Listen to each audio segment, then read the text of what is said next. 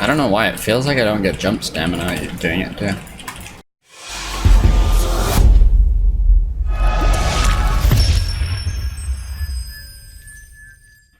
Hey guys, it's been a long time since I made a YouTube video, but I just figured this out in creative and I wanted to share it. I'm almost definitely not the first person that's done this, but I did a little bit of searching on YouTube and on Google, Twitter.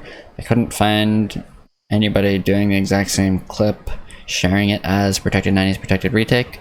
So I'm not trying to take credit for it. I don't think it's mine. I don't think it's an original thought, even though I thought of it, if that makes any sense. But I just want to share this info because I found it quite useful, and I think you will also find it quite useful. It's probably the simplest retake, simplest Protected 90s that I've seen. I don't even use a pyramid. Honestly, this is something I did for a long time by accident while learning 90s, and never realized just how useful it is for protecting against players above you. My mechanics aren't that good, and I managed to get this down in just an hour or two. It's really just a slight variation of regular 90s, replacing a floor above you every time. Let's watch it in slow motion so you get a better idea of what's actually going on here. Start these off just like you're doing regular 90s with floors. Place your starting ramp, then 2 walls above it to begin your 90. Next, place your ceiling above you before you build your ramp. I found it slightly easier to build both walls first and then place the ceiling rather than switch back and forth between them, but maybe my keybinds are limiting me there. The faster you place the ceiling, the less likely it is you'll get shot.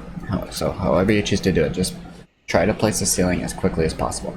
Ideally, you place your ceiling just as you walk through your edit, so you are never exposed to the player above you. Doing this at full speed is basically just cranking 90s with 1 extra build, so you have to pay attention to jump fatigue unless you want to Harry Potter yourself, of course. From this angle, you can see just how similar these protected 90s are to regular 90s, even though it looks pretty clunky in slow motion. Also, make sure you're keeping your character towards the corner of the staircase, just like when you're doing 90s, otherwise you'll catch yourself under the staircase. Then, when you put it all together at speed, it looks something like this. And hey, if you do catch yourself on a staircase, I found this half-stair edit is the most consistent way to get out for me personally.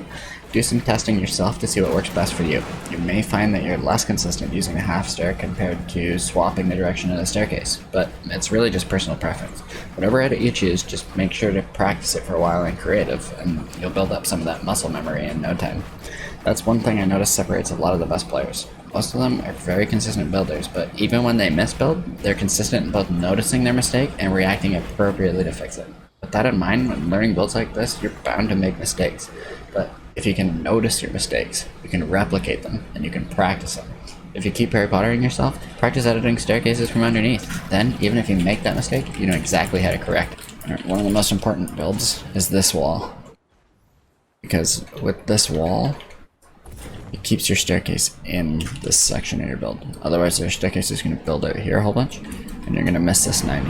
See, like, if I'm not at the right angle here, like if I move back, it'll build, but that doesn't put me right here where I need to be.